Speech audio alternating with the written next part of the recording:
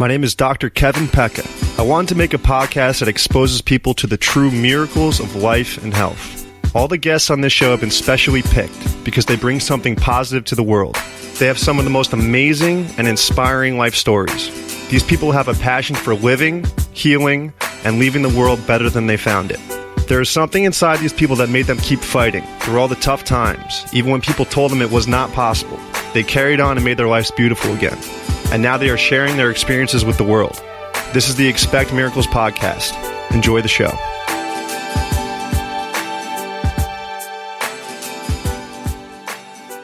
Today on the podcast, we have Dr. Tom Forrest. Dr. Tom Forrest is a Blair Upper Cervical Chiropractor out of Pleasanton, California. In my opinion, he is one of the best chiropractors you will ever come across. He has devoted his entire life to the upper cervical profession and has helped thousands of people get their lives back. It is an absolute honor to have him on the podcast today, and I hope you enjoy this episode as much as I did. Please welcome Dr. Tom Forrest. Dr. Forrest, where are you from? Well, I grew up in Clinton, Iowa, which is on the Mississippi River, and it's about 30 miles north of Davenport, where Palmer College is and where chiropractic was discovered. Wow, okay. And what were you into growing up as a kid? Any sports or anything? Oh, well, I got a lot of slivers from sitting on the bench playing football. We played basketball. We played baseball year-round with that. I mean, so the traditional sports, I really enjoyed that. Gotcha. And so how did you enter the field of chiropractic? Was there anything that kind of propelled you in that direction? Well, you know, when I started in school, it was usually people who had dramatic recoveries from chiropractic or people who were in chiropractic families. And right. So my father served in India in World War II, and he developed malaria. And he came home 6'3" and 130 pounds. So wow. But sadly enough, he developed what are called malarial headaches. And see, these are almost worse than cluster migraines. He just could not get any relief. And interestingly enough, he never heard the word chiropractic. He was sent to a chiropractor who adjusted his upper neck, and lo and behold, the headaches cleared and never came back. So what he did is he used the GI Bill, and he drove from Clinton to Davenport and got his chiropractic degree and set up in his hometown. He was fortunate enough to go to Palmer when Dr. B.J. Palmer, the son of the discoverer, was still operating the college.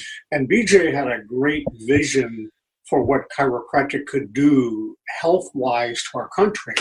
And so B.J. even opened up what was called Clearview Sanitarium, which was an institution staffed by psychologists. And they took care of emotionally and mentally disturbed people using upper neck, upper cervical care. And my dad got to intern there. So wow.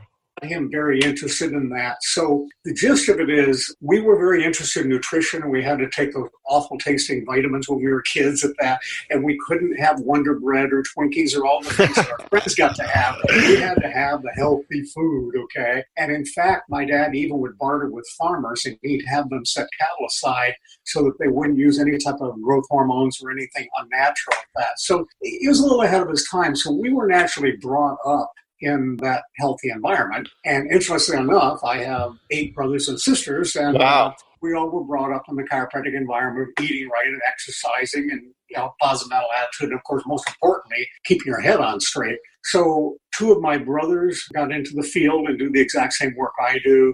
My cousin and my uncle also are chiropractors. So it really is a family thing. One big advantage we have that our patients don't have is that we would fall out of trees, land on our head, go in and get our neck adjusted, and then the very next day we do something stupid like that again. But yeah. We keep getting it fixed instead of letting layer after layer after layer of damage developing. So the end result is I really felt we were pretty super healthy people. So absolutely. For us, it was more of a lifestyle, I guess you could say. Oh, absolutely. I mean, most people, especially if you're a young boy growing up, I mean, you're hitting your head every day, just goofing around with your friends. And I didn't get checked for the first time upper cervically. So I was going to the chiropractor my entire life, but I didn't get checked upper cervically until I was about 24. And by that time, my body just completely gave out on me. So how do you think it switched from upper cervical, because BJ was a real strong upper cervical guy. When and why did the chiropractic profession start getting away from that? That's a real interesting question. You see, BJ opened the first radio and TV stations west of the Mississippi. So he was very interested in communication. And he actually took most of that money and funneled it into his research facility. And his research facility was state of the art as far as rehab. They took three-dimensional x-rays. BJ imported the fifth x-ray unit into the United States, first person to x-ray the spine. And so they had all these really advanced imaging systems and neurological testing systems because BJ really wanted to discover, does chiropractic really work or is it placebo? Okay. Mm-hmm. And what he found, there's a very interesting old book that you would be interested in called Old Moves. And it's an old green book, one of BJ's. It's very hard to find. And it shows Dr. Palmer making about every single kind of adjustment you could imagine. Elbow, shoulder, hips, back, everything. Mm-hmm. So he borrowed and he tested as many of the techniques as he could, but it kept going back up to the neck. And they discovered when they went to the upper neck area, it seemed to have a much more full body impact as far as health was concerned, physically and emotionally. Then they came up with this interesting concept where we'd always been taught more is better. Ooh, if 3 pills are good, 9 pills are 3 times as good. That's what we've always thought. Right. Well, they started looking at the fact that maybe less is better. Maybe an adjustment where you go hit your head getting into the car an hour later, knocking it back out, meaning you only got 1 hour repair, is not as good as somebody who actually holds their adjustment for 3 weeks and 4 weeks and 5 weeks. And if you think about in anything in life, if you have momentum, whether you're writing a report and people keep interrupting you when your 3-hour report takes 5 hours, when you read it again, it just doesn't flow very well because it was interrupted all the time. Right. The same thing in the healing process. If you can keep that brainstem area that connects the brain to the body uninterrupted, the body will take you through cycles and phases of repair. And so that's actually what Dr. Palmer did. Now, in his clinic, and he got the most amazing cases, hydrocephalus, epilepsy, some really serious disorders. And in fact, many of them were sent down by a very famous medical clinic up in Minnesota. But the gist of it is, his adjustment will hold an average of 29 days. So I saw that in one of the green books. The worst of the worst can hold that long. I mean, how well could we do with society in general? Problem with Clearview Sanitarium, where they got double the results that were seen in medicine at that time, closed in about 10 years. And I was told it was just financial, just running a hospital without any state or federal reimbursement. You just can't do it. So what happened is, as BJ got older, what happened is his son took over the college, and his son felt that just teaching upper cervical was limiting the number of people that could come to the college. So the end result is they started opening it up to a lot of other techniques at that. And the end result is, as the leader who has all the energy behind that upper cervical movement leaves the college and so on, what's going to happen is the momentum will die down. And absolutely, that's really what happened. There is a surge taking place in upper cervical right now. There is, doctors coming in and saying, this makes all the sense in the world. It doesn't make sense if the wisdom that made the body made it so you lean over and go out of alignment in 5 different places. Mm-hmm. It makes more sense that there has to be an epicenter. There has to be a starting point. And if you look at it biomechanically, the weakest area is the most mobile area, is the upper neck. Right. And generally what happens is the upper neck gets injured and it heals the wrong way. So rather than you walking around with your nose pointed up 40 degrees in this direction, which would totally throw your balance off, your body will tend to level the head out for balance reasons, but it creates these distortions all the way down. So you not only get mechanical problems when your shoulders don't line up and your hips don't line up and you're walking on the wrong part of the knee and the ankle, you're also impacting the nerves that fire to the internal organs. So maybe your left adrenal gland is not producing enough adrenaline. Now you find yourself tired. Now your digestive enzymes are off, and you find that you're having some issues with digestion. Your brain chemistry is off a little bit. Now you find you're having some anger issues, or you're having some communication issues. You can see anything that keeps that computer, that keeps you alive from functioning like it's supposed to, is immediately or later on going to create some problems. Yeah. And it's really important for people to understand the primary goal of the body is survival. That is number one. So your body will do everything it can to allow you to stay alive. So if it means deadening nerves that go down to the arm, or deadening nerves that go down to your hip and back muscles at that, so you can at least function, that's good. But eventually those areas that have been deadened are just not going to work. Mm-hmm. And the irony is that 2/3 of the nerves in the upper neck area don't produce pain. So you walk down the street and see some crooked people and you ask them if they're hurting. 2/3 of them say, no, I don't have any pain at all. Yeah. 1/3 of them do. Now, I always tell people the 1/3 are lucky because they at least know something's wrong. And they say, Right. yeah, migraine sure makes me lucky, doesn't it? Okay. I use the example of that 2/3. It's like if your burglar alarm went off 2 days after you were robbed, it wouldn't be of much value to you. None, You would yeah. know right away something's malfunctioning. But that's kind of just the luck of the draw, which nerves are impacted. And with some people, both groups are affected. Sometimes you'll have the dizziness or the migraine headache or the tingling down the arms, and also have things internally that are going wrong that you don't even know it. And so this is why when people finally get under upper cervical and they clear, that's the term we use, which means that when you actually are finally lined up and the blood vessels and the nerves are not being crimped and the brain can tell all of those cells what to do, you're a whole different person. You are the you were always supposed to be. Yeah. And my gosh, if we could come out in the birth process all lined up and then lead a life where we're active and physically on the go, but we're maintaining it, it's no different than having a Rolls Royce. You could maintain that, and that thing lasts indefinitely because it's that well built. Yeah. But you could also have a Rolls Royce that you beat the daylights out of, but it's not going to last very long. Absolutely, yeah. So the whole concept that there's a wisdom that made the body that heals the body, and the whole idea is that there's an opening in the bottom of the skull that your brainstem passes through, and if you can keep those vertebrae lined up, and the analogy I heard once is it's just like a stack of donuts all lined up. You want all those holes lined up. You really want that in the neck region, because that kind of keeps that communication system working as well as it can. Absolutely. So, I get a little wordy here. Yeah. So you kind of just went into the specifics of upper cervical chiropractic. Now there's about, 7, 8, 9 upper cervical techniques at this point. What is Blair Upper Cervical Chiropractic? Well, I made a short video I show to my patients when I'm analyzing the films, and I talk about the fact that there are about 5 or 6 upper cervical methods, and we all have the same objectives, but we use different tools. Some of them focus just on the top vertebra and make the corrections by hand. Some of them use machines to make the adjustments, okay?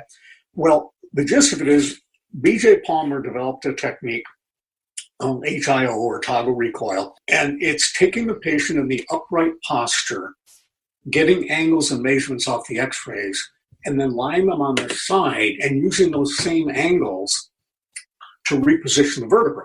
So then instead of having twisting and cracking and only having the vertebra go in 1/3 the way, only to be out a couple days later, you precisely line up behind that segment, slide it into position, which the patient virtually does not feel. Right. But is because of that, the correction lasts a lot longer because it goes all the way in place. Well, what Dr. Blair did is he took BJ's work, and you have to understand, BJ had the largest osteological collection in the world, the largest bone collection in the world. And when you go through and you look at them, you see, my gosh, the right side doesn't look anything like the left side. And that's what Dr. Blair's contention was, is the right doesn't match the left. And so most upper cervical techniques, they'll measure how far things are on the right, how far things are on the left, and whichever side is larger must be the side that's gone out of alignment on. Well, Dr. Blair contended, there can be malformation. The bone might be bigger on one side than the other. And so that can throw those methods off. So his conclusion was, well, the right and the left don't match, but the top half and bottom half of the joints. So the idea was, why not x-ray the joints? So Dr. Blair's idea was, why don't we x-ray the joints? And that's really what we do. We take 3-dimensional x-rays and we take special films through the sinuses so we can look at the outer margin of the joints. And believe it or not, your fingernail is about 1 millimeter. The average misalignment of the top vertebra ranges from, in my office, 1 to 3 millimeters. You really can't feel that through 2 inches of skin. And so you really have to know via x-ray how that vertebra goes out of position so that you can precisely vector an angle to move it back into place. So that's why those x-rays are critical. And usually those films will last a long time unless the person has a new trauma. Right. If a person gets whiplash, if they do a hard face plant snowboarding or something like that, they may have knocked it out of alignment in a different direction, and the old adjustment won't work. And we'll have to have a new one under those circumstances. So basically, it's a wonderful method of care. Now, in my office, 40% of my office is maintenance, which means people they're all fixed, they're all back to normal. Right. And instead of talking older and acting older, they're getting more active, going out and doing more things. And then they come in and get checked once a month or occasionally once every 2 months just to make sure they didn't do any damage. Yeah. And instead of life controlling them, they control life. It's a wonderful way to live. It really is. That's so perfectly said. I remember before I found Upper Cervical Chiropractic, I was basing my life around doctor's appointments, just trying to feel good 3 or 4 times a week, and it's just no way to live. And then when I found Blair, it's almost like you get put back into alignment and you become your body starts healing itself. You become the doctor, and everything's healing in place, and you don't have to be in the office 3 or 4 times a week. Once you start holding, I held one adjustment for 3 years, and I never thought that was ever going to happen. I had a patient in Monday. He said, "Well, I've been holding for 8 months. You must be slipping." but we both know that there are extenuating circumstances. I had a patient in a couple Mondays ago, and he lamented, I'm not holding my adjustment very well. And I said, "Well, what did you do yesterday?" That would have been Sunday. He said, "Oh, my wife and I played video games from 8 in the morning till 10 at night nonstop." Yeah.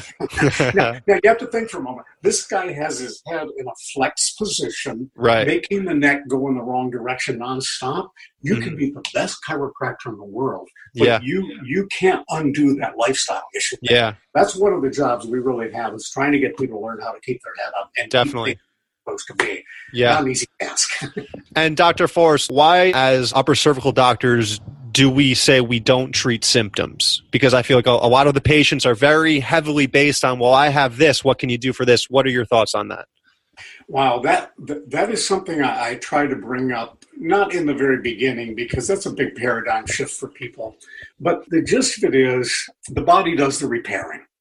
I could make the best adjustment in the world on a cadaver, and it wouldn't make any difference to the body, okay? Yeah. But what it comes down to is that whether it's a cut to be healed, whether it's a lesion to repair, whether it's an asthma to get better from, the body does the repair. The nervous system, which is this major computer that can totally regulates the human body, does the repair. It just needs no interference. So if you were to say to me, "Doctor, can you fix my esophageal reflux?" Okay, I would have to say, I don't know. I can fix your subluxations. I can put your neck back into alignment. I can give your nervous system the best chance to resolve that. Now, there may be a genetic issue in there that's not going to let it get well.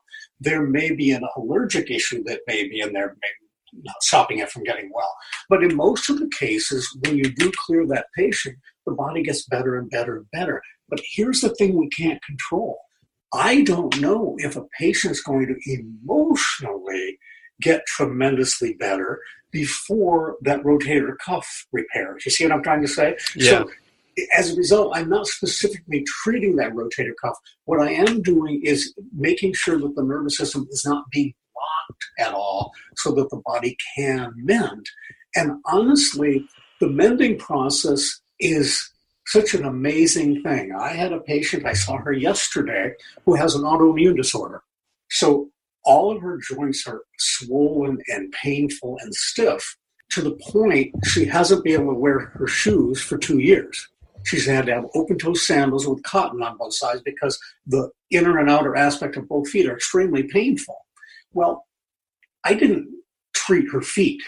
I put her neck back in place, and she came in last week with the biggest grin on her face 1 week after starting. She said, "I can wear my shoes now."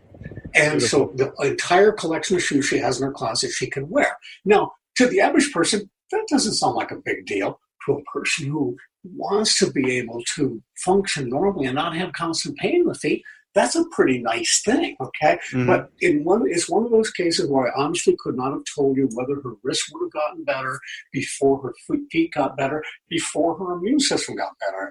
All I had to really do was get her head and neck lined up like they should, and we just try to see how rapidly the body can take things back to normal. Yeah. And would you be able to explain retracing, what that is and what that entails? Happy to explain that. I've got a poster in each of my rooms on that. Right? It's an amazing thing. I gave a talk on this at one of the Blair conferences in Las Vegas about 4 years ago. And I had colleagues from around the country send me stories of the retracing. And really, really stunning. But basically what it comes down to is, imagine I'm taking care of a patient, and their major complaint is migraines, okay? Well, most migraine sufferers get muscle tension headaches between their migraines, okay? Mm-hmm. So on our chart, it shows where it's coming up like this with a little dip and coming up a little dip and come up with a little dip. And I explained to the patient, okay, the first 2 weeks of care, they get 4 muscle tension headaches with one migraine. Second 2 weeks, they get 3 muscle tension headaches with migraine. Third 2 weeks, they get 1 muscle tension and 1 migraine. And then after the 4th week, they're not getting any headaches. And they're saying, oh my gosh, this upper cervical care is fantastic. Then on the chart, it levels off a little, and then it hits another phase of repair. So here's what you want to think about. When I make a correction, I don't just unpinch the headache nerves. I unpinch them all, whether you like it or not. Okay? so let's imagine 5 years ago you were out walking, stepped in a gopher hole, and you badly sprained your right knee. So for 3 weeks, you hobbled around on that right knee, and then it healed. But to this day, when you bend your legs, that knee won't bend as far as the other. Now, what's that tell us? It never healed all the way, did it? Right. Does that mean we're going to have degenerative arthritis, torn meniscus, maybe knee replacement down the road? So you see, once we put that person back into alignment, many times as the major problem is under control, the body will wake up an old injury, like the knee. And if I don't tell a person about this, they'll almost think they traded their headaches for a knee problem. And what I point out to is imagine a clock that goes all the way around to 10 o'clock and stops. And now that the person's back in place, that's a good analogy. Finishing up the repair. So oftentimes what it'll do is it'll wake up that achiness, soreness in the knee, just like they had it before. And maybe for a couple days, maybe even for a couple weeks, it's uncomfortable. But then when they pull out of that cycle, they notice they can do squats, they can do lunges, they can kneel in the garden, they can do a lot of things they couldn't do before. So on that chart, it says that when you go through cycles of repair and retracing, you may experience symptoms you haven't felt for months or years. Could be an old injury, which is what we talked about. It could be an old illness. Let's say a person has some asthma in the past, or maybe a skin rash in the past, or something along those lines. Doesn't it make sense that as those nerves awaken, that tissue is going to come back to life? Okay. But it says you may even experience past emotional distress. Yes. So somebody close to you passes on. Yes. You're too busy to grieve. You bury it all inside, which we know is not good. Okay. Yeah. And now life's going well, and all of a sudden you're teary and you're emotional, and you think you need Prozac, and it's a purging process. Okay. So anyway, it's a very cool process. Now I'll tell you a really odd case. A colleague of mine down in Los Angeles had this patient come in, and she was quite diminutive, and she had a big kind of abusive boyfriend who one day grabbed her by the arm so hard she woke up the next day with a black and blue imprint of his hand on her arm. Well, she got rid of the schmuck. Okay? so 3 years later, she comes in to see my colleague, and he makes an upper neck adjustment.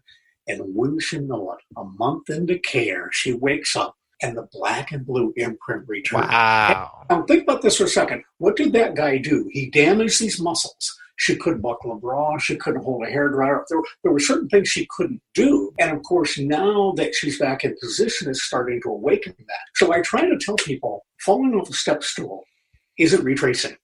Right. A knee pain that comes back once a week, that's not retracing. Retracing comes once, okay? But tennis elbow coming back, and you didn't do anything to trigger it, could very well be retracing at that. And I know this is an exaggeration, but imagine you took your car into the body shop to have them replace a headlight, and they redid the interior, knocked all the dents out and everything else for the same charge. That's not a bad thing, is it? Yeah. That's really what retracing. It's the body going back and fixing things it just wasn't able to fix before. Okay? Yeah. So, Dr. Forrest, what are some of you've probably seen so many, but what are some of the most amazing stories and patient cases you've seen in your office? Well, okay, let me tell you about a case that I had nothing to do with.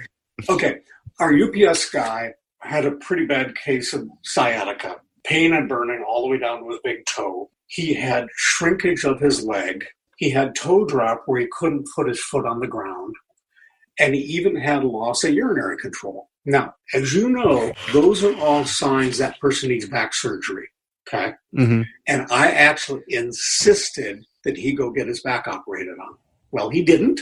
And wouldn't you know it, he healed up 100%. And every time I say him, he said, well, I'm glad I didn't listen to you. Okay. So the moral behind that is that many times the body can repair things we don't think it can repair. Now, personally, I keep a team of physicians, neurologists, orthopedists, other chiropractors if I think somebody needs another form of chiropractic, massage therapists, physical therapists, and psychologists, psychiatrists, because I can't do all those things and I don't want to. I want to specialize in my field. And as you communicate with these other therapists and physicians, and as they start to understand upper cervical, it makes all the sense in the world to them. It really does. So I have to tell you my classic story. I don't know if you ever saw The Power of Upper Cervical. I have, yeah. It's on YouTube now, right? I think it is. But in any case, it was real interesting. I did have a woman start with me like 30 years ago, migraines. And she'd get these horrible migraines. And then after about 2 months of care, they'd resolve and she'd drop out of care. Mm-hmm. And she'd come back in 2 years later and there were migraines. And then we worked on back a year later, they're there. And I said to her, finally, I said, why don't you just come in regularly? Come in once a month, come in every couple months, and then it won't slam you or hit you so hard, okay? Yeah. Of course, as you can imagine, what I said went in one ear and out the other because Western medicine says treat symptoms. If you don't have symptoms, you're healthy, and we both know that that's not true. Anyway, long story short, I walked into room 3, which is right next to me, a little bit larger room where we do our exams, and she was crying. Now, I had never seen this woman cry. She's tough. And I said, what's the problem? And she said, well, a month and a half ago, I was driving at night and headlights were so bright, I had to pull the car off the road. I was getting blinded. So I went to see my ophthalmologist and he said, well, it's probably stress. And she said, well, yes, I've been under a lot of stress. So that's all it is. About a week later, she was driving and the entire peripheral vision went black. She lost about 1/3 of her vision. That scared her. So she went back into the same ophthalmologist and he said, quit wasting my time. There's nothing wrong with you. Okay, now we can talk about bedside manner. She knew something was wrong. So she went over to a very famous university over on the peninsula and she saw a neuro-ophthalmologist. Now these are neurologists who specialize in the eyes. He said, I don't like what I see. So they sent her up to this other university. She saw a second neuro-ophthalmologist. And he evaluated her, and he didn't like it either. So they put their information together, and they brought her in for a consult, and they said, you have a problem. The blood vessels that feed circulation to your eyes are filled with plaque. You're losing your vision. We think you'll be blind in about 6 weeks. Wow. So we want you to enroll in blind school to get used to your new life. Now, imagine what this did to this woman. One doctor said, you're wasting my time. The other one said, rest your life, you're going to be blind. So she said, the moment they told me they couldn't do anything for me, she said, I remembered chiropractic. She said, you thought I didn't listen. Every single cell in the body needs to be connected to the brain. So she came in and we took some new x-rays on her. She was out of alignment a completely different way. We got her adjusted. First week, no change. Second week, no change. Third week, she was kind of going double vision, single, double vision, single. Fourth week, quite a bit better. So she went back in for the follow-up, the 4-week follow-up, and the doctor was stunned. He didn't know what to say. So he sent her up to the other university, and they tested her there. He was baffled. So they finally sat down, and they said, we don't know how to say this, but there's no plaque in your arteries. And I'll remember this phrase till the day I die. Blindness is no longer an option for you. Okay? Yeah. Now, the gist of it is, I saw her last week. She's doing fantastic, has not had an issue there. But you could think of this 2 ways. You could think, I have such a firm adjustment. When I made that correction, I knocked all that plaque out of those arteries. Or you could think that once I put her back into position, the nerves that regulate the blood flow through those arteries were allowed to change that tissue, and the body was able to take a supposedly incurable problem and resolve it. So when you asked earlier, do we treat symptoms? No, I didn't treat her eyes, did I? Okay, mm-hmm. I treated her subluxation, but it was kind of nice that it helped resolve things here. So what you really could say chiropractic is all about is wellness. And I know a lot of people use that catchphrase. Yeah, oh yeah. Something that really delivers. It really does. And I find for most people, once they discover upper cervical and they discover Blair, they don't want to let it go. Yeah. So you can never retire, you can never die. Oh, okay.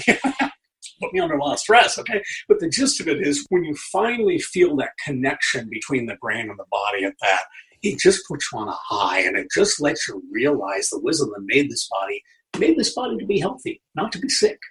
So it's a wonderful journey, I can tell you that much. Oh, man, it's a life changer. Dr. Forrest, have you personally or seen anybody, because there's times where I know for a fact I'm out of alignment. Have you ever gone back into alignment by yourself without an adjustment, or have any patients that magically go back? Because I have to drive a couple hours to see Dr. Mel every now and then to get an adjustment. And I'm just curious because sometimes I'm definitely out. Like I'll have a headache, and then a couple days I'll feel better, and then it will be out again.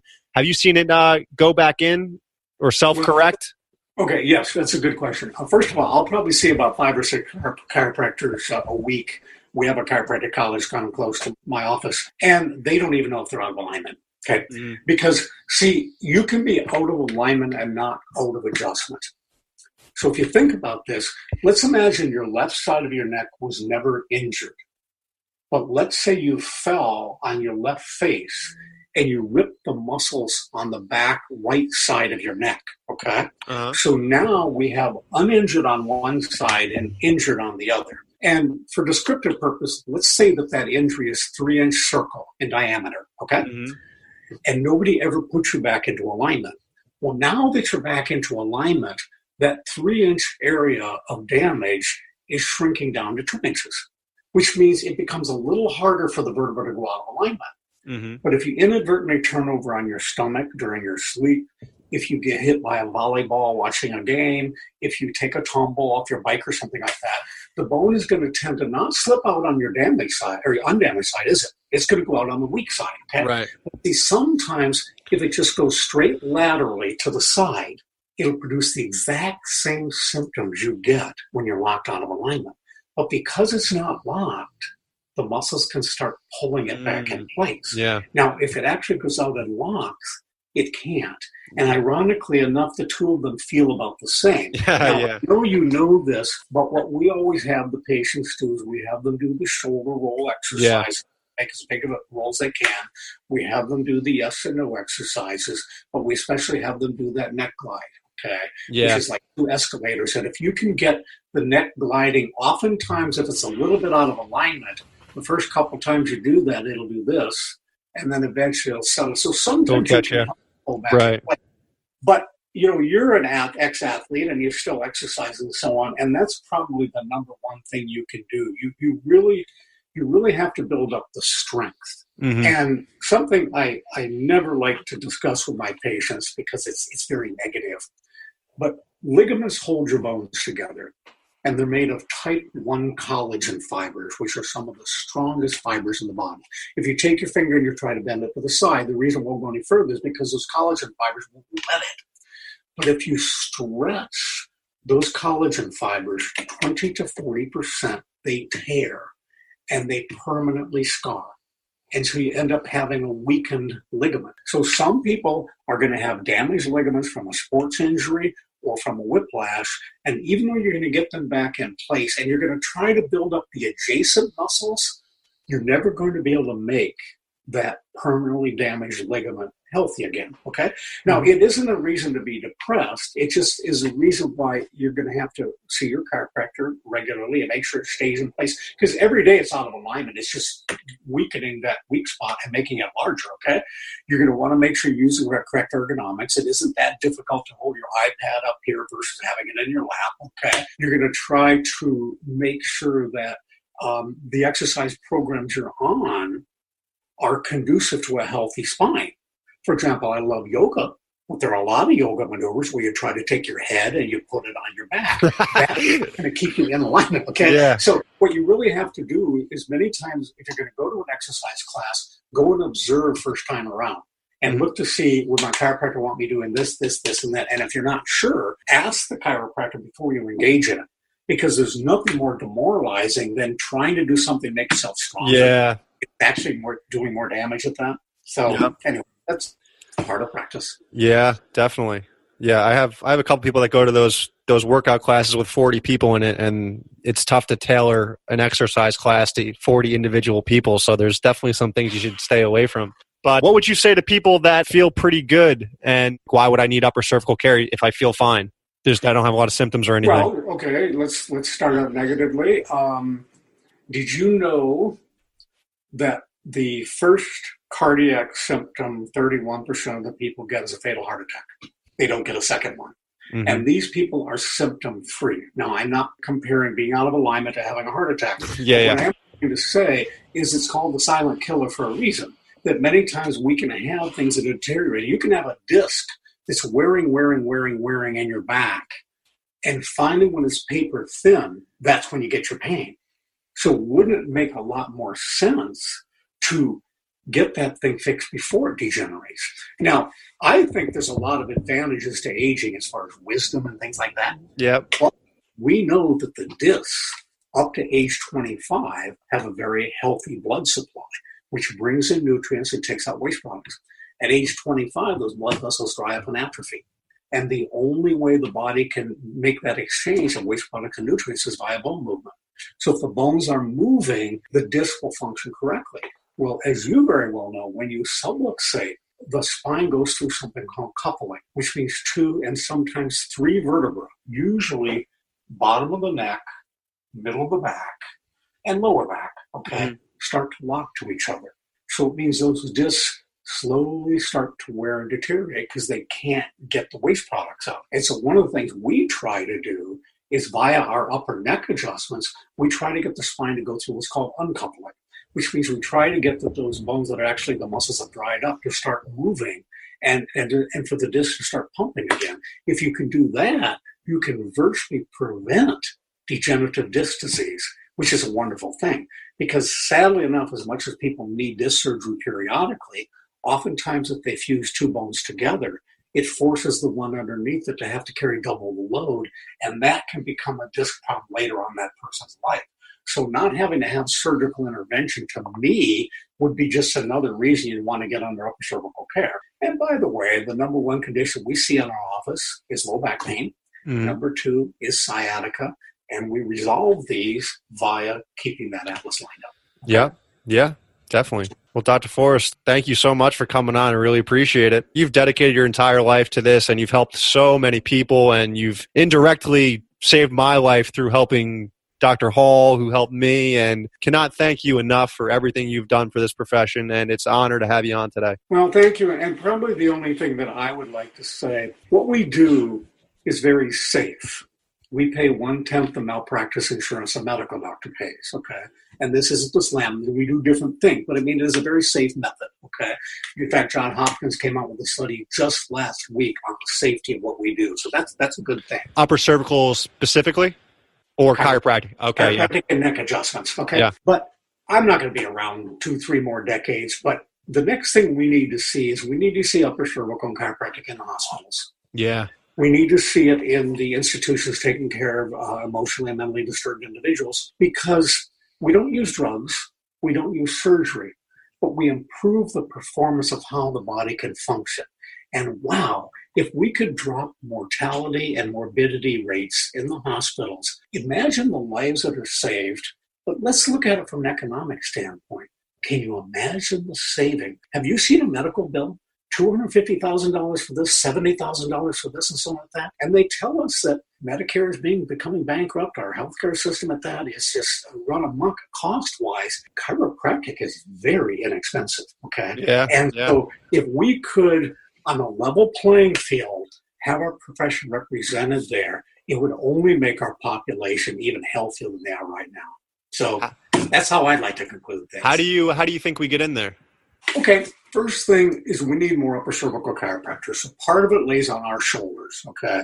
If we can't convince the students to convert over to these methods, we're not going to have enough doctors to work in those hospitals with that. So I know there's a lot of altruistic doctors who say, I'd love to open up the doors for you at that. We will need to get more research.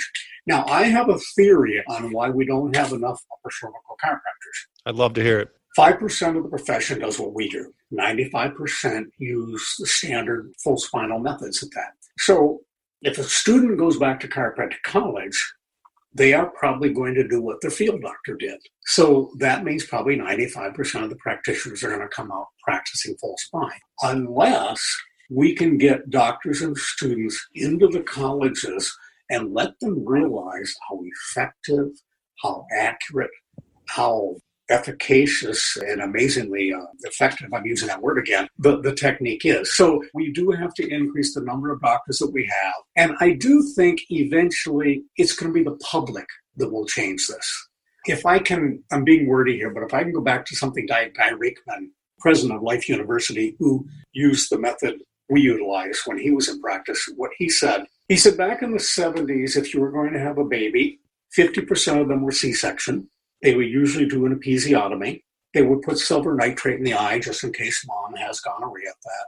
And they would immediately take the baby away from mom and put her in, or him or her, in the nursery. And it was like having a tooth removed. Now, let's fast forward to today. Many of the birthing centers are more beautiful than your living room, okay? Yeah. And you'll find they have La Leche League and Lamaze. And dad is considered an outcast if he's not right in there participating in this whole thing. They want bonding right away. They want breastfeeding right away. And they're doing all these natural things, which I applaud. I think it's wonderful, okay? But here's my question. Who changed that? Did the obstetrician all of a sudden wake up and say, let's go this natural route? No, the moms did, okay? So you see, when the public finally decides, you know what? I've spent all this money on this medication, it hasn't helped me. I need something else. And when they realize what that something else is and how easy it is to transition into it. This is not a painful procedure at that, okay? But it will take the public in the long run who are either going to say, I pay all of these premiums and insurance, I support these hospitals with my taxes and so on, why don't we have a chiropractic wing, okay? So I do think it can happen in the future. How soon is up to a lot of different things. Yeah. Okay. Definitely. All right, Dr. Forrest, thank you so much. I appreciate it, and I think this was a great episode. Thank you so much for your time. Thank you, everyone, for listening. My private practice is located in New Jersey at Blair Upper Cervical Chiropractic. If you have any additional questions about today's podcast, other episodes, or any questions about Blair Upper Cervical Chiropractic in general, feel free to visit my website at drkevinpecca.com or subscribe to my YouTube channel at Dr. Kevin Pecca. Hope you enjoyed the show. Cheers.